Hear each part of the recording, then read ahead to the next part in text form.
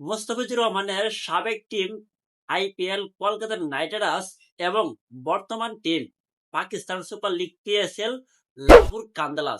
লাহোর কান্দালাস এবং Kolkata knight Riders এই দুই টিমের মধ্যে এবারের আসরে কারা কত ম্যাচ খেলে কয়বার জয় করেছে এবং কে কত রান টার্গেট দিয়েছে এবং কে কত রানে ম্যাচ হেরেছে, চলুন আমরা দেখব আজকের এই ভিডিওতে।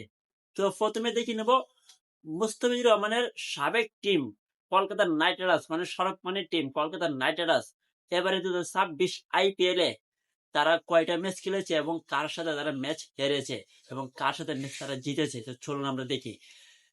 কলকাতা নাইট রাইডার্স তারা প্রথম ম্যাচ খেলেছিল সানরাইজ হায়দ্রাবাদের সাথে, মানে এবারের কথা বলছি কিন্তু 2026 এবারের কথা। তারা কে কে আর প্রথম ম্যাচ খেলেছিল সানরাইজ হায়দ্রাবাদের সাথে। সেই ম্যাচে সানরাইজ হায়দ্রাবাদ কে কে আর কে 226 রান টার্গেট দিয়েছিল 8 উইকেট হারিয়ে 20 ওভারে। অন্যদিকে তারা কে কে আর তারা ব্যাট করতে নেমে 161 রানে অল আউট হয়ে যায় 16 ওভারে। তার মানে বোঝা যায় কে কে এর ব্যাটিং লাইন খুবই দুর্বল ছিল। তো কে কে এর দ্বিতীয় ম্যাচ খেলেছিল তারা মুম্বাই ইন্ডিয়ান্সের সাথে। রোহিত শর্মা টিম মুম্বাই ইন্ডিয়ান্সের সাথে খেলেছিল।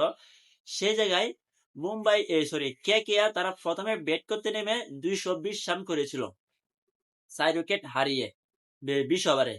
অন্যদিকে মুম্বাই ইন্ডিয়ান্স তারা ব্যাট করতে নেমে 224 রান মানে 220 রান ক্রস করে 224 রান করে মাত্র 4 উইকেট হারিয়ে, তাও আবার 5 বল হাতে থাকতে 19 ওভার 1 বলেই। তো এই জায়গায় কে কে তারা দুইটা ম্যাচ খেলেছে, দুটা ম্যাচই তারা হেরেছে। কলকাতা নাইট রাইডার্স তারা দুইটা ম্যাচ খেলেছে এবারে 2026 আইপিএল এ 2 ম্যাচে তারা হেরেছে। অন্যদিকে লাহোর কান্দালাসের ম্যাচের জয় এবং ম্যাচের হার আমরা দেখে নেব। কয় ম্যাচ খেলেছে, কার সাথে খেলেছে আমরা দেখে নেব। লাহোর কান্দালাস তারা প্রথম ম্যাচ খেলেছিল হায়দ্রাবাদ কিংসের সাথে।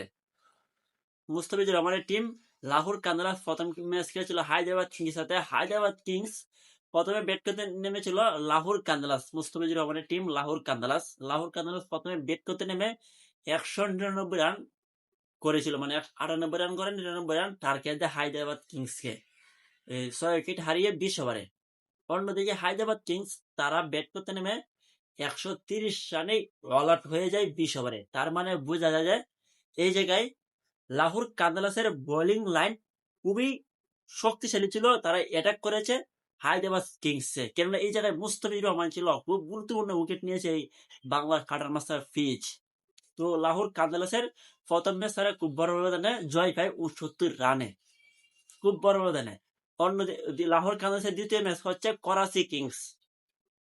লাহোরের দ্বিতীয় ম্যাচ হচ্ছে করাচি কিংসের সাথে খেলেছিল। সে জায়গায় লাহোর কান্দালাস তারা প্রথমে ব্যাট করতে নেমে 128 রান 9 উইকেট হারিয়ে 20 ওভারে টার্গেট দিয়েছিল লাহোর কান্দালাস করাচি কিংস তারা পরবর্তীতে ব্যাট করতে নেমে 131 রানেই ম্যাচ তারা জিতে নেয় 6 উইকেট হারিয়ে, তাও আবার 19 ওভার 3 বলে হাতে 3 বল থাকতে।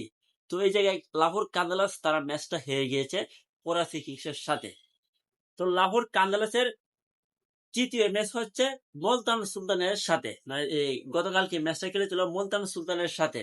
তো সে জায়গায় মুলতান সুলতান প্রথমে ব্যাট করতে নেমে 165 রান করে 5 উইকেট হারিয়ে 186 রান করেছিল 20 ওভারে 5 উইকেট হারিয়ে।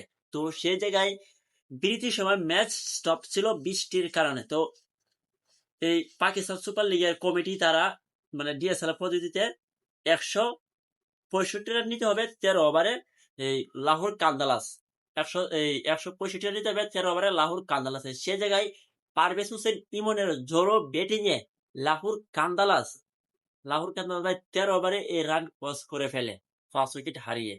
তো লাহোর কান্দালাস তারা এবারের 2026 আইপিএল এ 2026 পিএসএল এ তারা 3 ম্যাচ খেলে 2 ম্যাচ ফুল হয়েছে এবং 1 ম্যাচ হেরেছে। তো মুস্তাফিজুর রহমানের সাবেক টিম কে কে আর তারা 2 ম্যাচ খেলেছে 2 ম্যাচে হেরেছে। মুস্তাফিজুর রহমানের বর্তমান টিম লাহোর কান্দালাস তারা 3 ম্যাচ খেলে 2 ম্যাচ হেরেছে।